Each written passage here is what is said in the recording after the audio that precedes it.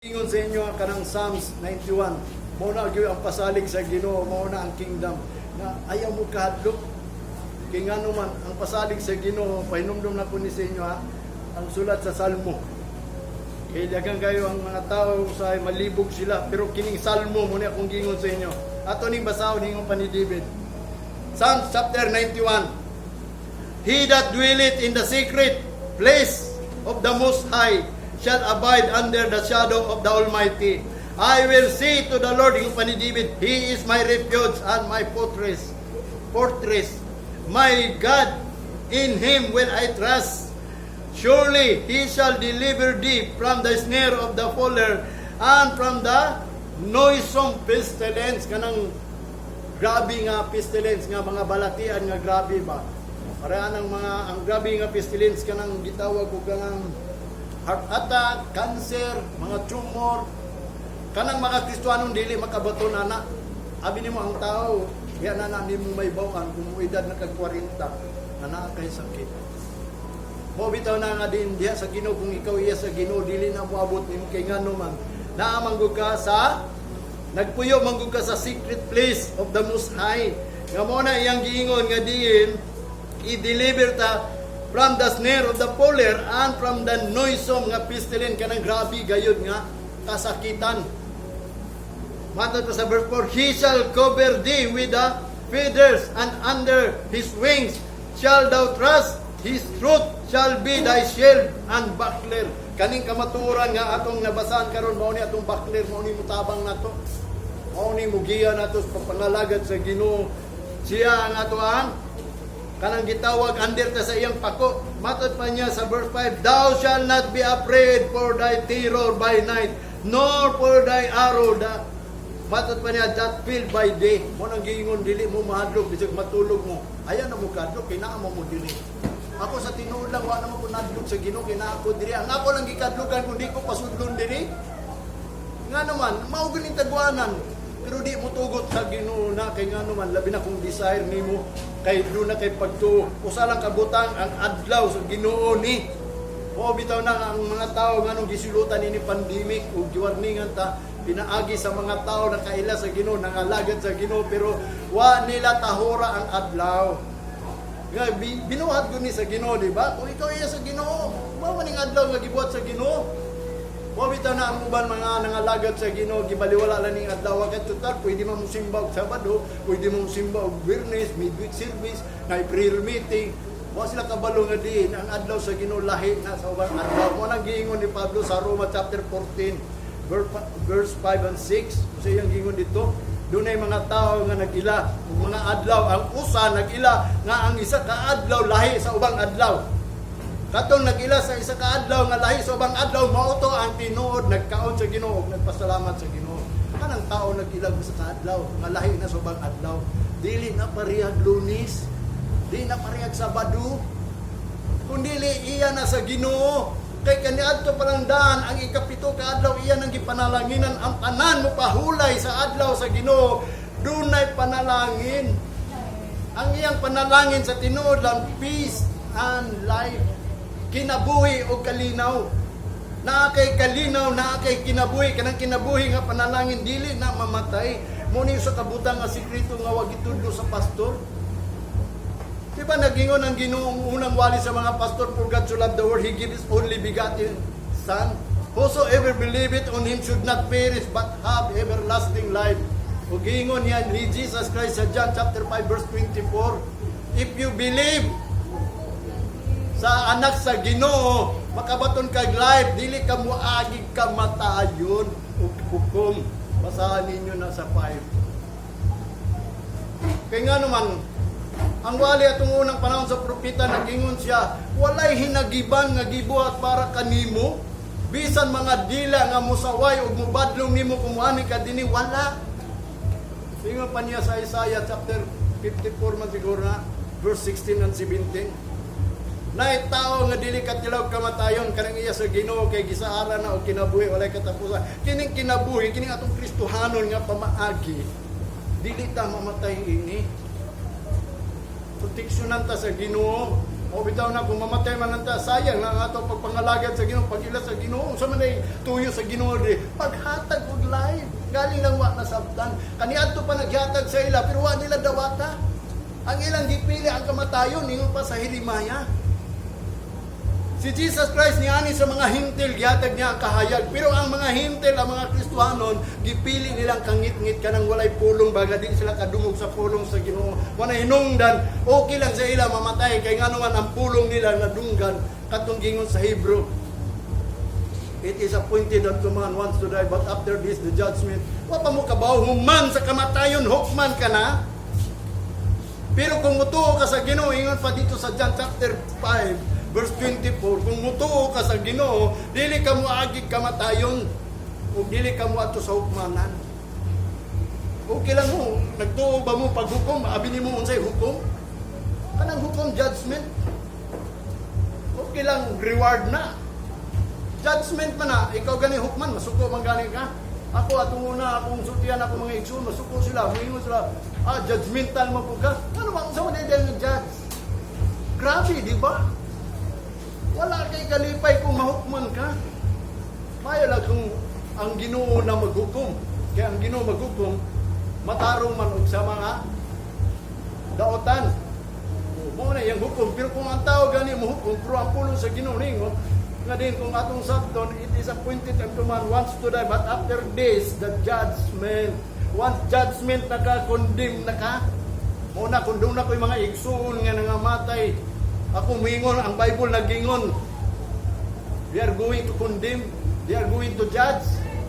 Nga naman, dili man sila mga martir. Kabaw ba mo sa ng martir of Jesus Christ, nakita niya dito sa trono ni Jesus Christ? Ang mga martir, kanang bisag giun sa kulata sa ilang mga bana. Pabilin lang yapon silang bana, mo na martir. Bisag kung saan mo ka pagpatay, nga Kristohanon ka, di gyud ka mo biya sa Ginoo, mo na itong mga martir.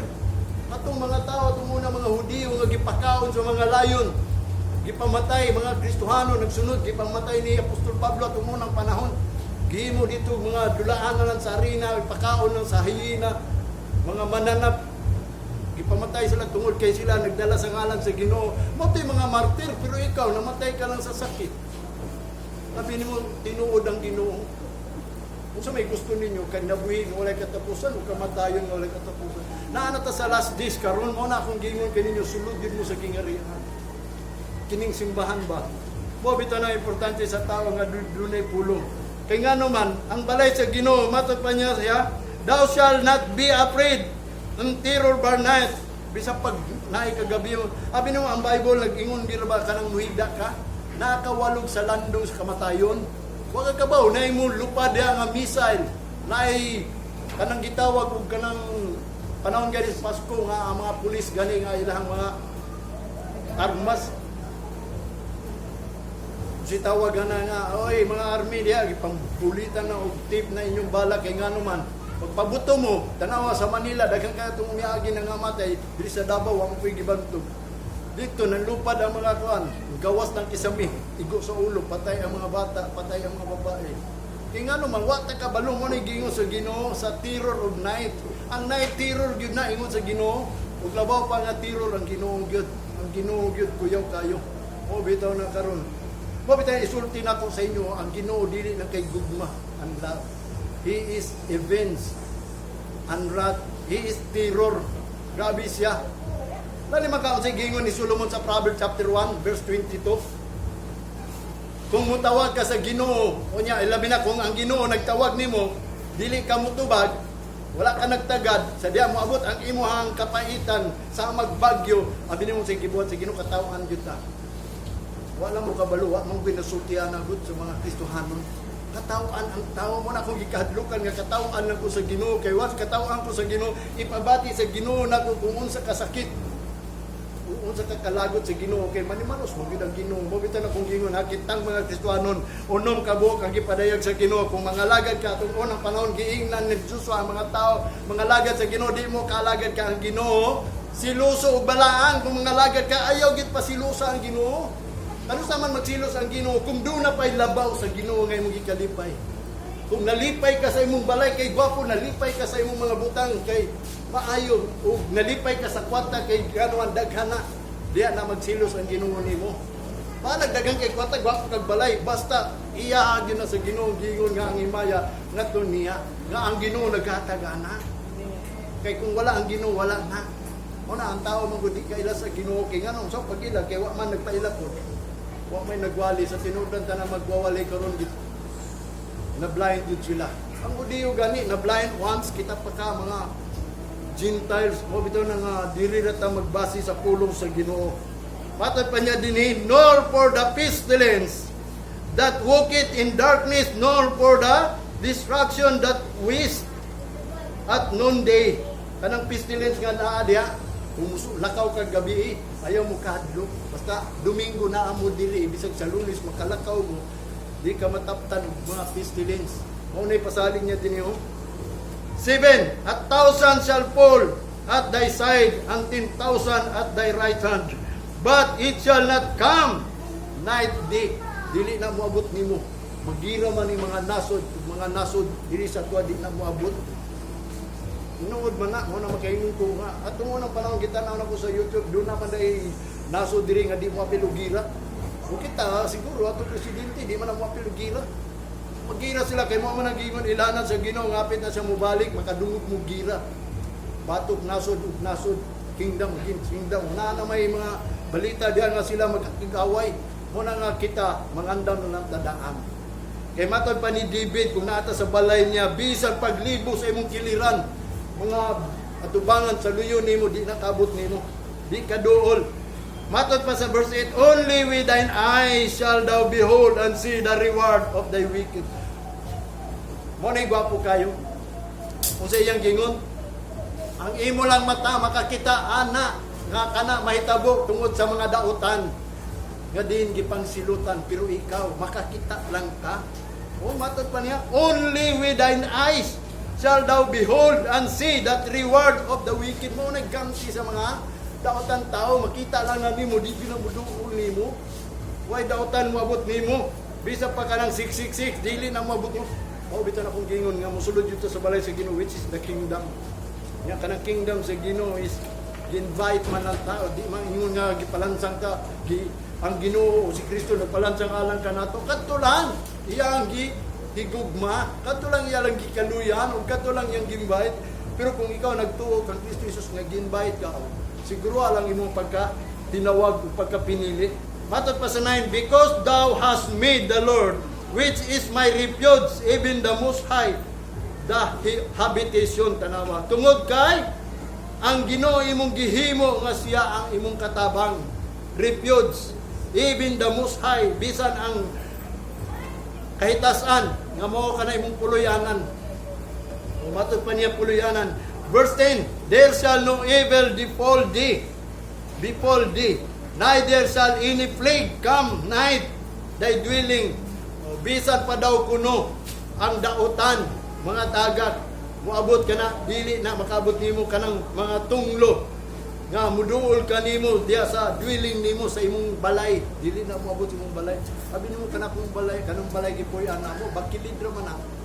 Nagaampo ko kanunay sa Ginoo nga kung mag-ulan o maglinog, kasaraw na uyugon ba, tuwang man na, ako ginagbuhat na walay maayong pundasyon na ang ako anong gisaligan nga din, sa diya, muabot gani na, ibingon yung ko sa Ginoo, Lord, kung dili pa man time, ayaw sa, mabito ng dalaygo ng Ginoo, siguro di mo muto, anong di abot sa Davao, o dakong linog di sa ito, mga kataladman, siguro kita, gipapuyo ka sa lugar nga di walay kataladman, nga naman, kay pinili ta sa Ginoo, di ba? Di ba mo mutuwan, ang anong nahiabot man ka, ako ang anong nahiabot ko diri, kay nga naman, diri ko gipadala sa Ginoo.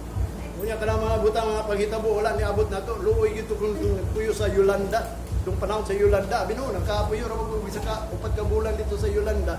Ang tanan akong kauban dito sa Yolanda na namatay. Kay, kuya ko to ang surge. At yung tsunami dito na itabo. Katong mga simbahan nga mong ipagsimbahan dito, kay upat ko ka bulan. Nangahurot, wako kabalo katong mga tawhana to. Ug na mga buhay ito ka, balita na mo kay taga dito, dili man ko nagtrabaho, mo nagbalita siya nga pag-ato niya dito, patay daw ang mga kaila. No, Mo bitaw na pasalamat nga wala ta na nakapuyo sa lugar nga diin nga ang kataladman ni abot kay ngano man mga pinilit ta sa Ginoo. Mo na atong tuhuan labaw pa sa tanan kung mabot ng 666 dili gyud na mahitabo nato kay labi na kun naata sa secret place of the Most High. Nga matod pa niya sa verse 11 ha. For he shall give his angels charge over thee to keep thee in all thy ways. Tanawa. Giuban ng kag manulunda kanunay. Bisan asa ka mo nang moingon tawo na ay guardian nimo, manulundang ka tinuod na. Kung ikaw iya sa Ginoo, ang Ginoo naghatag og kanang bodyguard nimo. Mo na history dito sa langit, spiritual lang ni nga matod ba na isulat diri nga ang angel mo ay charge nimo, ang bahala na sa imo ang manulunda. Mo bitaw nang sulod dito sa balay sa Ginoo. Mo na kung ingon ninyo, labi na nga ang panahon hapit na. Mo na yang gingon dito sa Psalms, ingon pa ni David sa 91. Mo na atong dwelling place ang Ginoo, the secret. Sa Matthew, the kingdom of God is mystery. Wala man gani na explicar ni nga diin kana di ang kingdom sa Ginoo, dressing room din nato na. Dressing room nato na diya ta niya ilisan. No, ilisan ta. Ug matod pa diri sa Amos chapter 3 verse 7. But he revealed his secret into his servant the prophet. Mo na gi-reveal niya ito sa mga prophet niya, sa mga servant. Gi-reveal ni sa ato nga ang mystery nga kaning kingdom dili lang kay ingon nga din mo ato ta dito sa langit. Kaslon sa ta dito. Nya aron makasal ta dito unsay giingon ni Apostol Pablo? Himuon ta niyang kanang putli gyud kay ngano man iyatang gituboy ba gi-spouse ta niya dito sa one husband nga mo si Jesus Christ. Siya gyud na ang nagtudlo nato nga ikaw mahimo ma-present ka dito sa kag Jesus Christ. Putli gyud ka. Muna yang gingon sa Romans chapter 16 verse 25 ha. Now to him that is of power to establish you according to gospel and the preaching of Jesus Christ according to the revelation of my mystery which was kept secret since the world began. Tanawa kaning pulong sa Ginoo kanang mga pagsimba sikreto ni kung unsa gyud atong buhaton diya sulod simbahan. Bisan asa nga simbahan sa tinuod lang kung basahon niya ni gingon ni Pablo sa Apostol Pablo, kinsa man daw ninyo magpadayag ining sikreto man eh. Si Apostol Pablo lang ang nagpadayag. Kung dili isulti sa mga magwawali ning gisulti ni Pablo, awag gyud makapadayag unsa may gipadayag ni Apostol Pablo. Una yang gingon nga kita minyo anjud ta sa Ginoo. Mo nang gitudlo ni Apostol Pablo kung unsa atong buhaton aron mahimo gyud ta maridita as a wife nga din iarid usa ta atay suuton nga fine linen ngano man kay ang Ginoo nag engage na to engage man ta sa Ginoo sayo pa man siguro abi nimo subyanta mo ang importante karon ang pulong sa Ginoo kay gingon ni Apostol Pablo ang kaluwasan mas doon pa sa inyong pagdawat sa Ginoo kay ngano man kulang pa ta kaayo. Mo bitan ang abtik mo sa pagpaminaw. Mo nang giingon nga ayaw mo pagdal of hearing. Kabaw mo sa nang dal of hearing? Habol ba ang iyang paminaw ba? Mo ni paspasan ako nigsulti nya kamo kung aware mo kaayo, willing mo kaayo. Mo nang giingon pagpangita man niya ako sa pulong sa Ginoo kung unsay pulong sa Ginoo nga din ang natong baton. Mahinumduman ra nato ni puhod kay ngano man moabot nga panahon mawala ra ko sa pagwali. Dili ko mawala ko ako kabalo basta maundang gyud ko pagwali. Mao na si Apostol Pablo nagingon jud sa Ephesians nga kining iyang gisulti mystery ni kaning fellowship nato ato ni basahon ang muni gingon ni Apostol Pablo. Adunay gitawag og pag-fellowship nato mystery ni kining ato panagtigom ba. Kanang mga Kristohanon nga nagtigom sa simbahan mystery na. Unsay naka-mystery ana iyang gingon dinhi sa chapter 3 verse 6, matod pa to 12 ha. Ingon pa niya diri sa Ephesians that the Gentiles should be fellow heirs and of the same body and partakers of His promise in Christ by the gospel. Mao ni ang iyang giingon ang hintil daw kuno nga mahimong manununod kanang tinuod yun nakasunod ba sa usa ka lawas one body ba nga matod pa partaker of His promise in Christ by the gospel nga diin si Kristo nagsaad nga kita gayud minyoan ma one body ta Matod pa niya, wherefore, whereof I was made a minister according to the gift of the grace of God given unto me by the effectual working of His power. Moni si Kristo si Apostol Pablo gihimo daw siyang ministro sumala sa gasa sa grasya sa Ginoo gihatag kaniya epektibo nga diin naglihok kaniya ang gahom. Matod sa verse 8, unto me who I am less than of all saints, nga ako usa ka pinakaubos gayud nga mga balaan, nga matod pa niya, His grace given that I should preach among the Gentiles that unsearchable riches of Christ, nga kini iyang giwali daw ngadto sa mga hintel nga dili ni matugkad ya kang Kristo, walay makasabot ini. Si Pablo lang nag-explicar ini sa mga hintel. Mao po niya ko isulti ninyo kung unsay gisulti ni Pablo, mao niya ko isulti ninyo kay ang gisulti ni Pablo mao ni, and to make all men see what is the fellowship of the mystery which from the beginning of the world hath been hid in God, who created all things by Jesus Christ. Tanawa kung sa iyang gingon nga ang Ginoo gihimo niya sa mga katawan nga kini usa ka fellowship nga mystery, kini itong panintigong mystery ni. Dili lang ingon ni kay liho ni, dili lang kay ingon nga membro ka diri gisugo ka sa imong mama papa kay imong mama papa Kristohanon. No, dunay mystery ining pag-fellowship nato. Mo bitaw na kaning usa ka fellowship nga giingon ni Apostol Pablo, usa ni ka ordinance nila tung unang panahon. Nga matod pa niya ang first ordinance, mao ni ang first ordinance fellowship. Kinahanglan mag-offer ka og offering of fellowship kanang makikuban ba ka, makigtapok pa ka, kay ngano man ang Ginoo dunay people, adunay congregation, adunay gathering.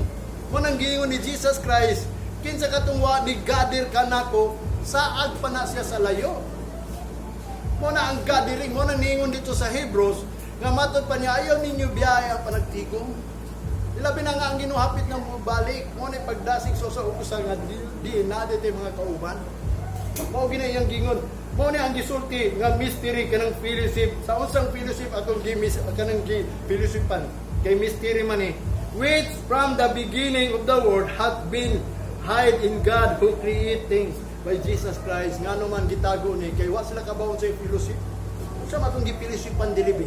Nganong niya ni mata diri? Ngano nagtigo mata, nagtapok ta? Mao ni yang gingon dinhi. To the intent that now into the principalities and powers of in heavenly places might be known by the church the manifold wisdom of God. Na matod pa niya kaning manifold. Matod pa niya nga ang tao, ang intent daw ining atong fellowship, mao ni ang principalities, mao ni ang power sa langit tong lugar.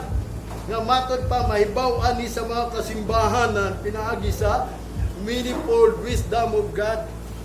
Kabaw mo sa nang manifold kana gayong talagsaon ba? Talagsaon nga mga kahibalo. Nga matod pa dito sa dictionary, having many different parts. Doon ay mga nakadiferensyang lain-laing parte ba. Nga matod pa niya, application or form. Kaning fellowship na ay forma ni kanang manifold of Christ, kanang himuotan niyang forma ba. Nga ang forma niya mao ni kung sa may forma sa Ginoo nga din ngano gitang nag-fellowship ta. Kubitan nga may buwan na to ni. According to the eternal purpose which He purposed in Christ Jesus our Lord, in whom we have boldness and access with confidence by the faith of Him. Mao ni ang ato ang kaisog ug ang atong kumpiyansa sa diya nga kining fellowship kay mystery ni ug mahibaw na gyud ta.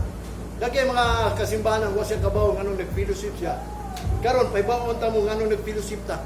Mystery man ni wa man ni gisulti, pero sa tinuod lang akong gibasa ni nahibaw-an ako ang unsa ning mystery nga giingon ni Apostol Pablo. Unsa ning mystery kanang gitawag nga atong madawat nga matod pa niya atong mapilo earth, madawat ba ma-inherit nato nga kita nakigtapok po des tubangan sa Ginoo sa mani.